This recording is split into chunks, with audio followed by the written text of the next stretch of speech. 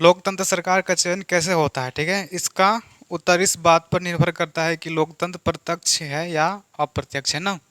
लोकतंत्र में सरकार का चयन कैसे होता है? सबसे पहले जानेंगे कि लोकतंत्र प्रत्यक्ष होगा कि अप्रत्यक्ष ना।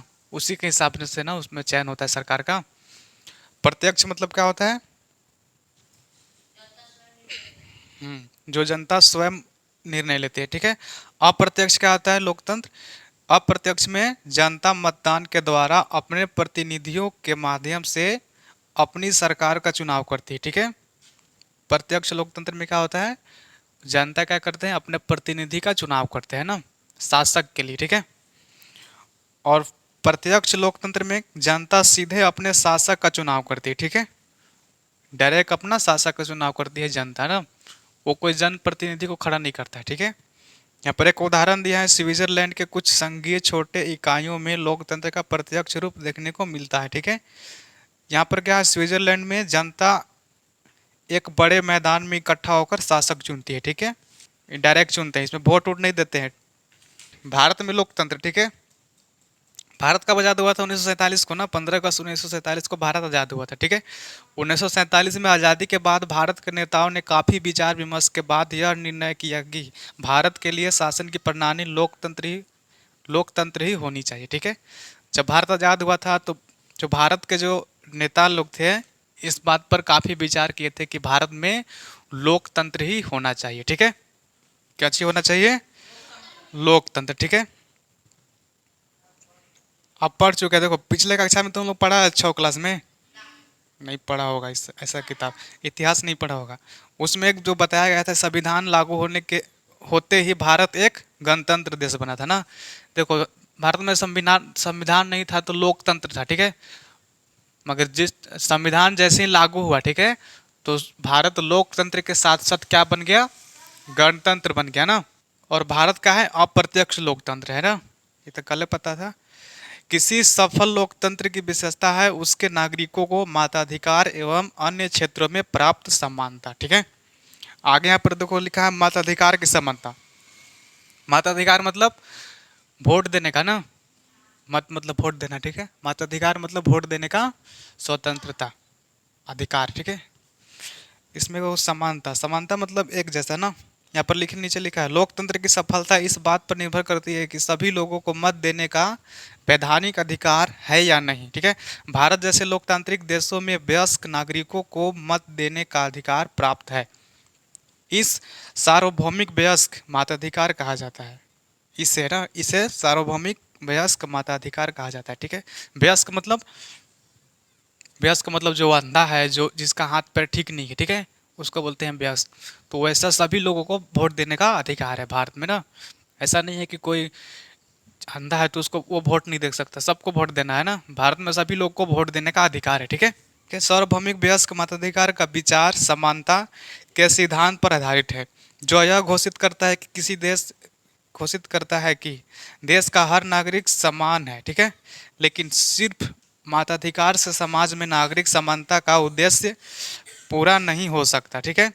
इसके लिए अन्य अवसरों पर भी समानता के कानून प्रावधानों की आवश्यकता होती है। ठीक है।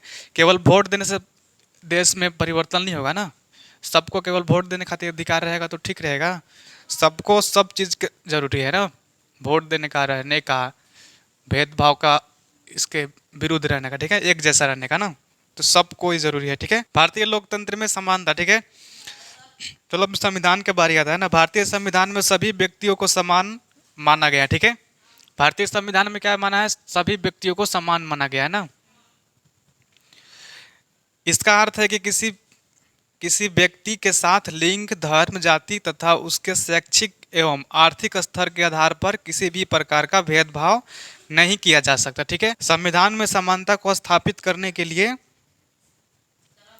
कई तरह के प्रावधान किए गए हैं। ठीक है। जिनमें से कुछ निम्नलिखित है। ठीक है। पहला क्या है? कानून की नज़र में हर व्यक्ति समान है। ठीक है। कानून की नज़र में क्या है? हर व्यक्ति समान है। इसका अर्थ यह है कि देश के सभी लोगों को कानून का पालन करना अनिवार्य है, चाहे वह साधारण मजदूर हो या फिर कोई अधिकारी। ठीक है। कानून की नज़र में क्या है? सब कोई बराबर है ना। और कानून को पालन करना अनिवार्य है, सभी लोग को। अनिवार्य मतलब अति आवश्यक, ठीक है, अति आवश्यक मतलब बहुत जरूरी। कानून का पालन करना बहुत जरूरी है, ठीक है।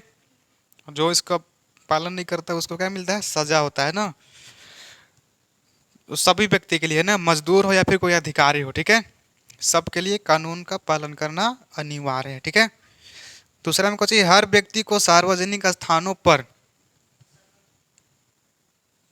जाने की स्वतंत्रता है, ठीक है। खेल के मैदान में, होटल, दुकान तथा बाजार इत्यादि में जाने से किसी व्यक्ति को रोका नहीं जा सकता। हर व्यक्ति सार्वजनिक कुओं एवं सड़कों का उपयोग कर सकता है, ठीक है। मतलब सभी व्यक्ति को घूमने की आज़ादी है ना, जाने की आज़ादी, होटल में चाहे कहीं पर भी सब व्यक्ति को जाने का अधिकार है, ठीक है। आज़ादी है, स्वतंत्रता मतलब आज़ादी, ठीक ना। पहले के समय में ऐसा नहीं होता था, ठीक है। कहीं पर अगर तुम दूसरे के कुआं पर पानी पी लिया तो तुमको मार मार के लाल कर देंगे हाथ, पहले के समय में। अब ऐसे नहीं होता है। अस्पृश्यता को दंडित अपराध घोषित किया गया है, ठीक है। अस्पृश्यता मतलब छुआछूत को ना, छुआछूत को दंडित अपराध किया गया, ठीक है। अगर कोई पकड़ा गया छुआछूत, छुआछूत के खिलाफ अगर कोई पकड़ा गया तो उसको जेल में से बंद करेंगे, ठीक है। छुआछूत मतलब पता है ना क्या होता है। वर्तमान में यह प्रथा कहीं देखने को नहीं मिलता, आजकल अब कहीं नहीं मिलता है ना, पहले ये सब बहुत था छुआछूत, ठीक है।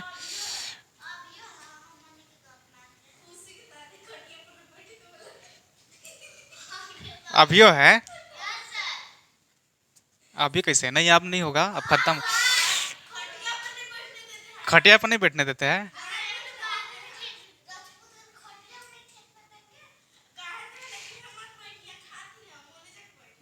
आ,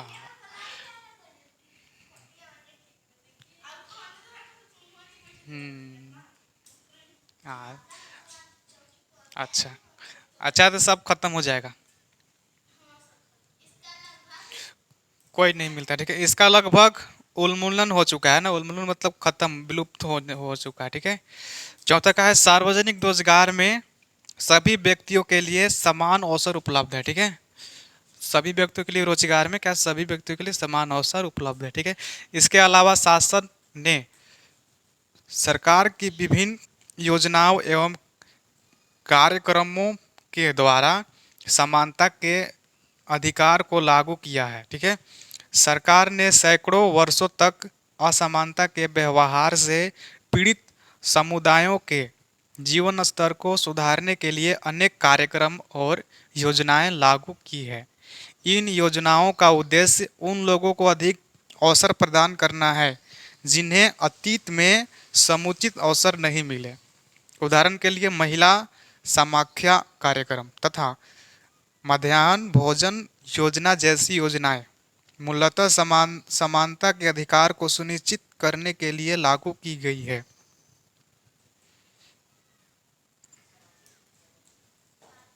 एवं सामाजिक एवं आर्थिक रूप से पिछड़े ग्रामीण क्षेत्रों में महिलाओं की शिक्षा एवं सशक्तिकरण के लिए 1989 ईस्वी में महिला समाख्या कार्यक्रम की शुरुआत हुई थी। महिला समाख्या कार्यक्रम की शुरुआत कब हुई थी? आंसर में लिखो 1989 ईस्वी में। 15 अगस्त 1995 से प्राथमिक एवं उच्च प्राथमिक स्कूलों में बच्चों का नामांकन, उनकी उपस्थिति एवं उनके पोषण स्तर में सुधार के लिए मध्याह्न भोजन योजना लागू है, ठीक है। यह योजना केंद्र सरकार एवं राज्य सरकार के सहयोग से संचालित है। इस योजना में तब से आज तक कई परिवर्तन किए गए। यह योजना भारत में सर्वप्रथम तमिलनाडु राज्य में प्रारंभ की गई और 2001 में उच्चतम न्यायालय के निर्देश पर इसे पूरे देश में लागू किया गया, ठीक है। मध्याह्न भोजन योजना भारत के किस राज्य में सर्वप्रथम प्रारंभ की गई? आंसर में लिखो तमिलनाडु में। आंसर में तमिलनाडु में, तमिलनाडु में। मध्याह्न भोजन योजना पूरे भारत में कब लागू किया गया था? आंसर में कुछ होगा 2001। 2001 में, ठीक है। इस कार्यक्रम के अंतर्गत सभी सरकारी प्राथमिक एवं उच्च प्राथमिक तथा सरकारी सहायता प्राप्त स्कूलों में पढ़ने वाले बच्चों को दोपहर का भोजन स्कूल द्वारा दिया जाता है, ठीक है। हम लोग को मिलता है ना दोपहर का। इस कार्यक्रम का प्रभाव काफी सकारात्मक रहा। जैसे विद्यालयों में गरीब बच्चों के नामांकन दर में बढ़ोतरी हुई, विद्यालय में उनका ठहराव होने लगा, दोपहर को अपने भोजन को खाना खिलाने के लिए काम छोड़कर घर आने वाले महिलाओं को इससे काफ़ी राहत मिली। यह कार्यक्रम जातिगत पूर्वाग्रहों को कम करने में सहायक हुआ है। तो कुछ चित्र में दिखा है, झारखंड के एक विद्यालय में मध्याह्न भोजन करते बच्चे। भारत में असमानता है ना, भारत में सामाजिक जीवन के कुछ क्षेत्रों में असमानता अभी भी मौजूद है, ठीक है। असमानता क्या अभी भी मौजूद है ना, जैसे तुम लोग बता रहे थे ना कि होता है भेदभाव, होता है ना। कैसे कैसे होता है बताओ तो।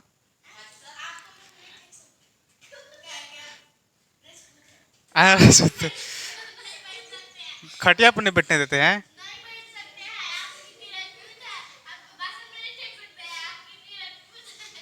अच्छा,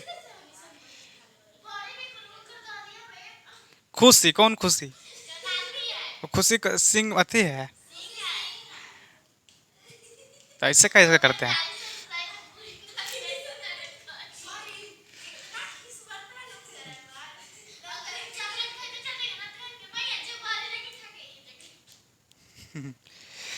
कहाँ थे हमरे?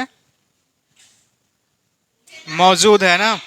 भारत में कई ऐसे लोग हैं जिनके दैनिक जीवन एवं कार्य करने की स्थितियों में समानता नहीं मिलती। आपको कई ऐसे स्त्री पुरुष और बच्चे मिल जाएंगे जो सड़कों के किनारे प्लास्टिक के टुकड़े या कुछ इस प्रकार की वस्तुओं को चुनते हैं। ट्रेनों में अवैध रूप से बोगी के अंदर झाड़ू लगाते बच्चों को देखा जा सकता है। प्रायः इनके साथ उचित व्यवहार भी नहीं किया जाता। निर्धन होने के अतिरिक्त भारत में लोगों को अन्य अनेक कारणों से भी असमानता का सामना करना पड़ता है। ऐसे ही एक असमानता का आधार है जाति व्यवस्था, ठीक है। अभी तुम लोग बता रहे थे कुछ ये जाति व्यवस्था का है ना असमानता, है कि नहीं। आप सोच सकते हैं कि जातिगत पहचान गाँव में ही होती है, ठीक है। अब इस सब छुआछूत कहाँ होता है? ज़्यादा करके गांव में होता है ना, सबसे ज़्यादा कहाँ होता है? गांव में होता है, शहर में नहीं होता है, शहरी क्षेत्र में नहीं होता है। सबसे ज़्यादा कहाँ होता है? सबसे ज़्यादा गांव में होता है ना। शहर के लोग जातिगत व्यवस्था पर विश्वास नहीं करते, ठीक है। आपकी सोच गलत हो सकती है। समाचार पत्र के वैवाहिक विज्ञान के कॉलम को देखिए तो आप पाएंगे कि उच्च शिक्षा प्राप्त शहरी भारतीय के दिमाग में भी जाति कितनी महत्वपूर्ण है, ठीक है। यहाँ पर देखो छापा है समाचार पत्र में वैवाहिक विज्ञान।